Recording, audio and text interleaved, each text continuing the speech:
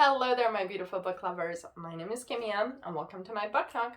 So we're having a very exciting weekend ahead of us, and this is the weekend that the movie Barbie and Oppenheimer are coming out at the same time, and it's just such an interesting time to be alive and be part of it because everybody all around the world, they're so excited and cannot decide which movie to see first, and everybody's so excited to go to the movie theater for a whole day and just have so much fun and seeing two movies that are so different, yet both of them look so epic, and we're just gonna have such a fun time. Well, in a retrospect, because like one of them is about World War II, so it's not fun, but it's just like enjoying the ride that we're going with.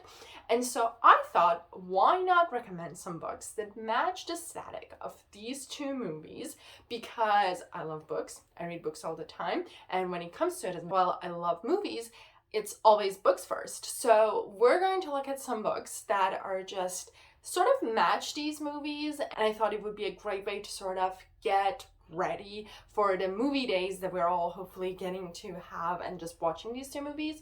So I'm gonna sort of jump from one movie to another, and it's sort of like a mixed list.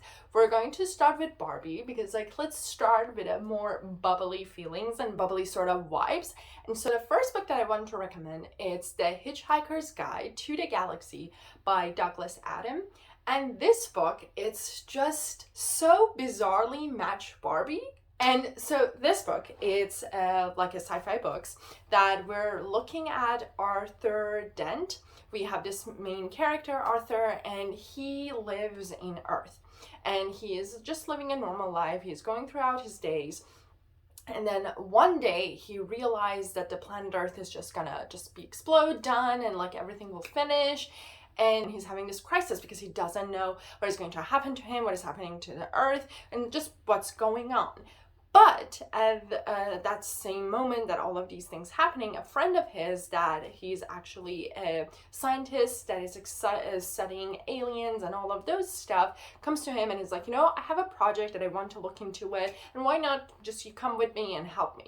And so these two characters go on a lot of different journey and adventures throughout the galaxy to try to figure out the meaning of life and really realize that what is happening and what's the meaning behind of all of these things that are happening to us as human beings, and like why we're here, what we're doing. And it's such a fun book. And while I was when I saw the first trailer for Barbie when it came out, I was thinking oh, this is so cool, so fun.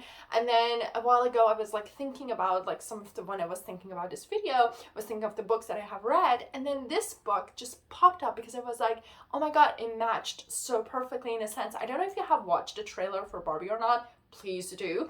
And if you have seen it, you will see that Barbie has the same sort of situation as she start to realize and question her life, and then all of a sudden she's not feeling as Barbie, and so she needs to go on this quest, and then all of a sudden Ken is at the back of the car and he's coming with her. And so I was like, oh my god, it's so matching these two, because we also have Arthur and his friend, because they're also the same sort of situation, that they're going on this journey and they meet a lot of different people, and they have a lot of weird things happening to them, and really trying to figure out that what's the meaning and what's the ending and what's we're doing all of this for. And so I highly recommend this book because it's very witty, very fun. The writing is beautiful and just very entertaining at the same time, while it's asking a lot of big and important question. It keeps it so light that it's weirdly so Barbie, you're having so much fun, and the pops of color, and in this case it's pops up all of these galaxies and different characters, but at the same time the topic is very important and big and heavy, and it had matched it very perfectly and kind of dealt with it very beautifully. And so because of that, I highly recommend this book. If you're getting excited and ready for Barbie, this book is a perfect match for that. Then switching to Oppenheimer, we have Robert Oppenheimer, A Life Inside the Center by Ray Monk. So first, for this movie, I wanted to start it with a biography, simply because like I love when a movie is based on true story, or like it's a biography, it's based on a real person. I love to do my own little bit of like research and read into them, just because I like to see how the movie changed them, because like, you know, we know that they add some stuff because of like the drama of it, for the action of the movie, and sometimes they don't show some other stuff because like they might not be as interesting, or they want to like switch the sort of the view or point of the view. And so because of that, I like to do my own little bit of reading and research before that. And this book, the reason that I love it, it's because it's not trying to make Oppenheimer as a perfect, this genius person, and it's mostly trying to show him as a human being. And that's what I really loved about it, because Oppenheimer, he did a very big sort of act for America and people around the world to end World War II. He really did, and he really worked hard for it, and he had a great group that really were there for him and support him. But at the same time, the act that he did and what he created, the atomic bomb, it's really one of those topics that you cannot say that what he did was fully right, but you cannot also say that it was fully wrong, because while he tried to finish and help to finish the World War, at the same time, a lot of innocent people were murdered and killed and were affected by all the effects that this bomb had on them. And so that's the beauty of this book. This book really looks into it. It doesn't really gloss over the science. It gets into it, but not to the point that you get sort of bored or like get very confused. It's explaining in a sense that you understand what was going on and what was happening, for you to understand a better the topic and what is happening in that like lab, what was happening in that lab. And at the same time, it's looking at him and Oppenheimer and really trying to see what was going through him throughout a lot of like research, interviews with people who knew Oppenheimer, who worked with him. And so that was the reason that I found it very fascinating. It was very interesting because, you know, war is one of those things that in general, as much as we know that war is just wrong and bad and affect a lot of people and kill a lot of people, but at the same time, it's never black and white in some part of it. And so with Oppenheimer, it's exactly the same thing, and that's the reason that I'm so excited about this movie, because I really want to see which angle they are going with that. And I'm pretty sure I trust Nolan, and I know that he's not trying to glorify Oppenheimer and show him as the saint that, like, you know, saved the world. And hopefully they will look at all the like the bad and side effects of what he did. But this book, it's a perfect biography for that, to sort of give you that understanding and that backstory, to really understand who he was and what he did and how it also affected him. Because as a person, you have to really go through a lot of emotions to be able to look at what you have created and that creation, what that create and cause. And so anyway, this is a beautiful, perfect biography. It's a bit long because, like, well, there's a lot happening and there's a lot going to reach like the Manhattan Project and all of that. So because of that, it's a bit long, but it's totally worth the time. And if you like any sort of biography, or if you like history and world wars, this book, it's really well done, very well researched. And again, even though it talks about the science and it's not trying to kind of gloss over it and hide it, or just like try to explain it in a dumb way, it actually really explain it in a way for you to understand and see. And sort of, at least for me, it felt that I was able to understand the pressure that was on them to figure out what they're going to do and how to get the result that they wanted it, and how all of those things happen. So anyway, it's a great book, and it's fantastic in a sense that it comes with all of those action, because like I was like literally freaking out and sweating the entire time while everything was happening, and it was explaining that like the stuff that needed to happen, all the like the secrets and everything that needed to be like, you know, that nobody knew about it, and all of the stuff that was happening in like a hush-hush situation till everything, like, you know, the Hiroshima happened. And so because of that, fantastic book, highly recommended. And I think it would be a great way to get into the movie, to have that backstory and knowledge before you watch the movie. Now, switching back to Barbie, we're having a book that has all of those warm and bubbly feelings, but at the same time has that gray and blue tone to it. And that's because, of course, when you're having existential crisis, you're going to get those feelings, right? And so this book, it's one of my all-time favorite books, a book that is just a masterpiece, and that is A Man Called Ove by Fredrik Backman. This book, it's just, I love it so much, and I love it because it represents everything that I love about humanity, humans, and just community, the sense of community, the importance of community. So this book, it's about Ove. He is an old grumpy man that recently has lost his wife, and now he doesn't know what to do with his life anymore, and he feels that his life is over. He doesn't want to live anymore. He doesn't have any purpose, and so he's really just depressed and sad, and he's really thinking of ending his life and just doesn't want to live through it anymore, right? But then through a lot of different events that happens between him and his neighbors, especially a new family that have moved recently, and there are a young couple with 2 young children, 2 daughters, and all of the events that happen between these 2 families, it makes him to realize that how important it is to be kind, how important it is to not lose hope or your purpose simply because what you've been doing for so long, which for him was to be a husband, to be a provider, to love his wife and be really further for her, and really going through a lot together. And because of events that happen and losing his wife, now that does not mean that your life or his life is done and over, and still there's so much more that he can do and give back. And so this book, it's honestly a masterpiece, and the reason that I love it so much is because through like most of the books that I have read, there's a lot of different interesting characters, but most of them, at least for the books that I have read, the main character is usually like younger, youngish, even if they're like in their like mid-20s, 30s, 40s max, that's mostly the focus, right? Because those are the people that most of the events and things are happening to them, right? They're going throughout their lives, and there's a lot of decision that they need to make, and that create a lot of fun and interesting books, or exciting, or just fun, and like, you know, all the reason that we read books, there's romance to it and all of that.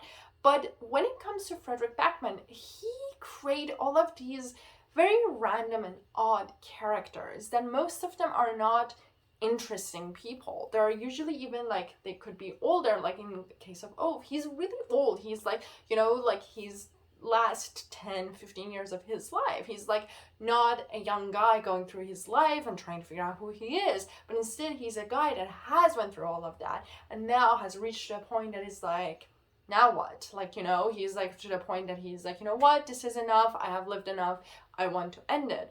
And so I loved it because it made me to connect with him, despite the fact that I haven't lived my life yet to that point, and there are still so many decisions that I need to make that Ove had already made, and I've went through all of that.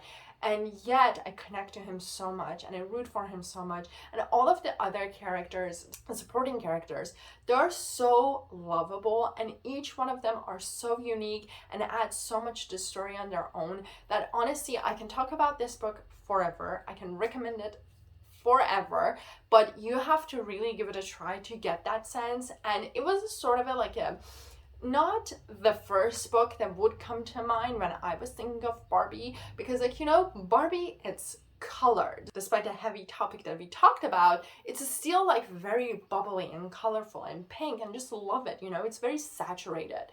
But when it comes to A Man Called Ove, it's very not that. It's very much more mellow, and like it's very blue and gray and all of that, but all the back tone are so pink and happy and saturated that it's a very nice contrast to that. And so because of that, I was like, you know what, it would be still like a very good recommendation for this list. So I hope you give it a try, and I hope you love it as much as I love this book. Moving back to Oppenheimer for this book. So I love this list because they are so in contrast with one another, and at the same time they're so close, because at the end it's all really about human and humanity. And for the book that I wanted to pick for the Oppenheimer side, I was like really thinking about it, and I was like, okay, like what can be? And I didn't want it to like mostly and only be biographies. So I was like, okay, the next topic, it's really about World War II. And the book, and the first book that popped into my head, and I was like, you know, that's the book that you should read if you want to really read about World War II. That is The Diary of a Young Girl by Anne Frank.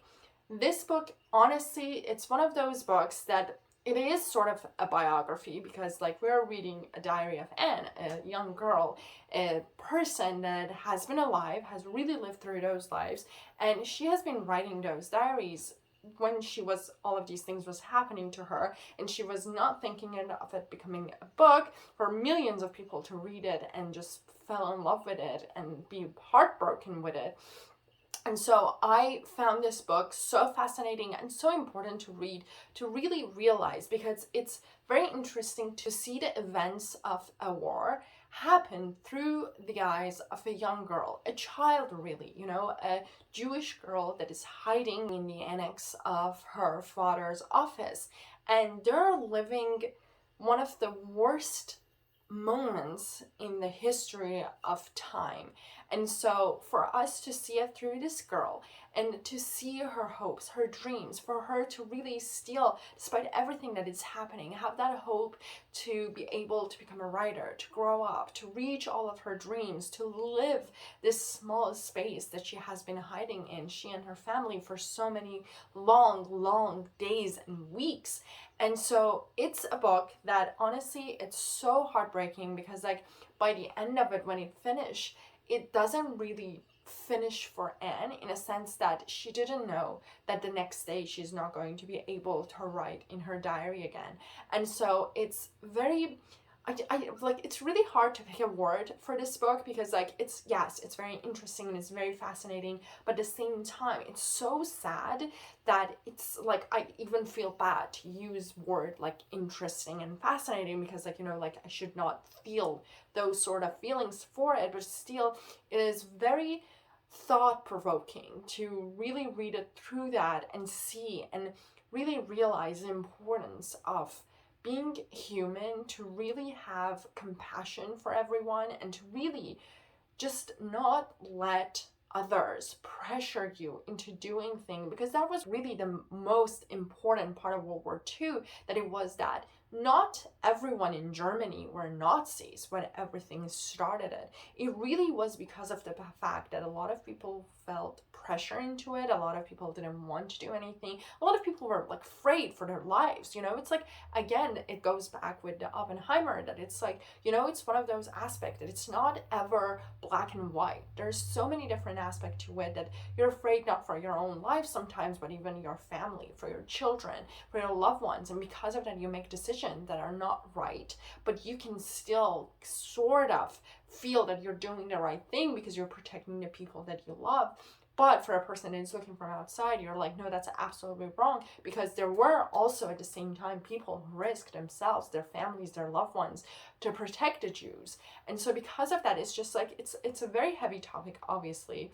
And so you have to go through it with cautious and be careful that what you're going to read into it. But again, I highly recommend it, because like, again, that sense of hope that is there throughout that entire book. And it's a very short book, really, because you're having Anne really talking and pouring her soul through her diary, because like she's talking to her diary and she's calling her Kitty, which is like so sweet, you know, like it really like touches your heart. It shows how innocent and young she was.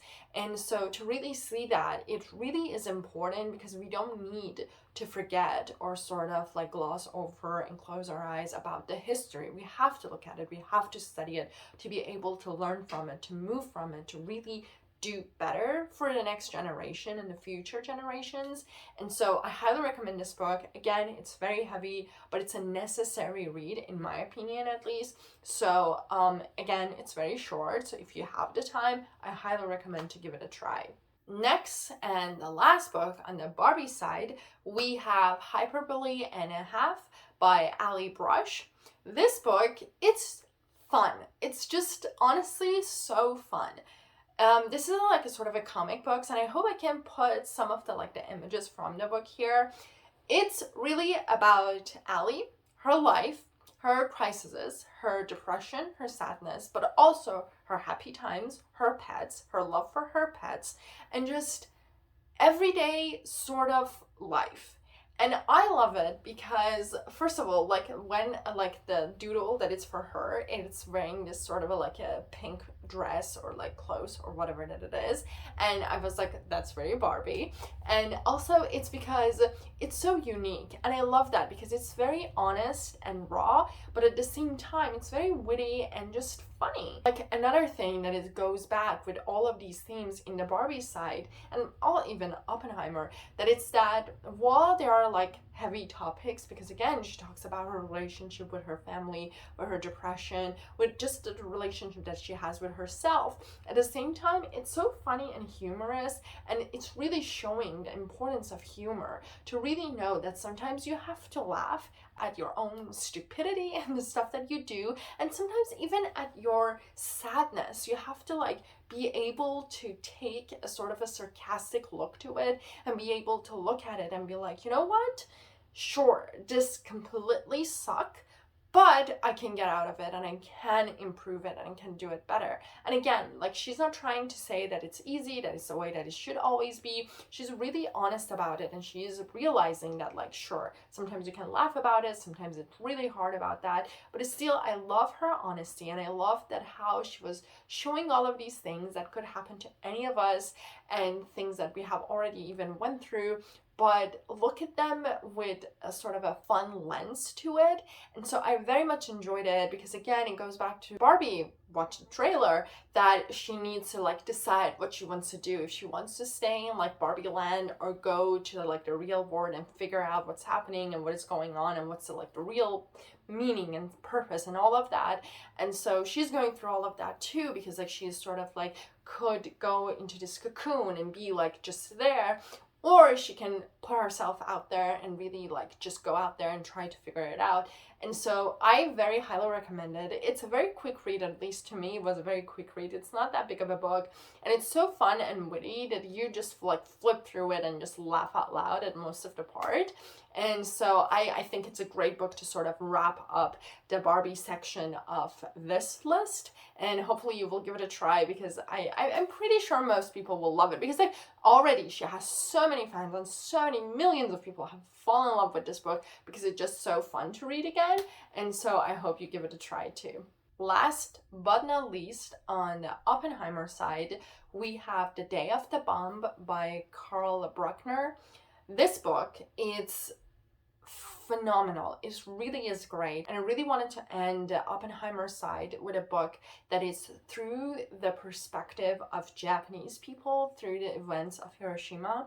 This book is about a young girl, Sadako Sasaki, and she is going through her life in Hiroshima. She's living there, and she's, again, similar to Anne, she's like having all of these events happening to her due to the war, but still she's a young girl, she's hopeful, and she's living with her family.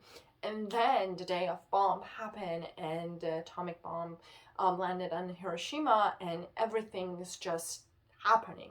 And so the book goes through the event of that day and the days after that through the Sasaki family, technically, and it's showing how they each have been affected by that, because by the time that the bomb happened, they were not all together, and so now they are sort of trying to find each other, trying to see, and hoping that everybody's alive and nobody's sick. And they realize that Sadako, she is sick because of the radiation and everything.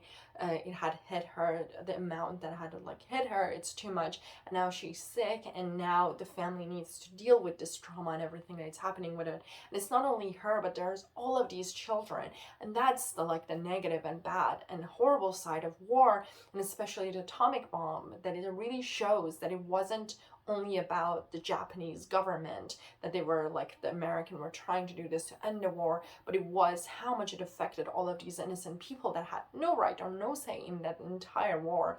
And so the book, it's very touching, it's very, very dark, but at the same time, it shows the importance of humanity and community. Again, it really shows that that's the whole purpose of like this entire video and all of these books. In both sides, actually, even the importance of being human and feeling for one another and really take care of one another and really be there for one another. And so I loved this book, and again, it's heavy, so you have to know that you're going through it and you're going to be just heartbroken and sad and cry. But at the same time, it's so important to read the book through this lens, through this different lens, especially because like we started a book about Oppenheimer and really through his perspective and what he was going through, what Americans were trying to do, and like how they were just rushing and like trying their best and trying everything to end the war. And now we're looking at the people who had no idea that how to stop the war because their government was doing it and it was not really on them. And we have children's, like people who like the group really that has the least amount of power or control when it comes to war or anything in this entire world, and how much they were affected and how much they suffered. And so I highly recommend this book. It's very touching, and I very much enjoyed it in that sense to get the other point of view and perspective. And I found it very fascinating because, like, again, while the book was very heavy, it was trying to show very hopeful moments for her family, for all the other children, to really show that how important it is for you to keep that hope, to go through it and have it there for everyone. And so I hope you give it a try because, again, it's a phenomenal book. And I just like to end the video there because I think that was enough said about all of these books. I hope you enjoy them. I hope you give them a chance. And I hope you have a wonderful, fantastic movie day. Although by the time that I'm probably posting this, you might already have that day. I even probably have seen the movies by then. And I hope we all had a great time and we enjoyed both of them. And both of the movies were just great. And till the next video, happy reading.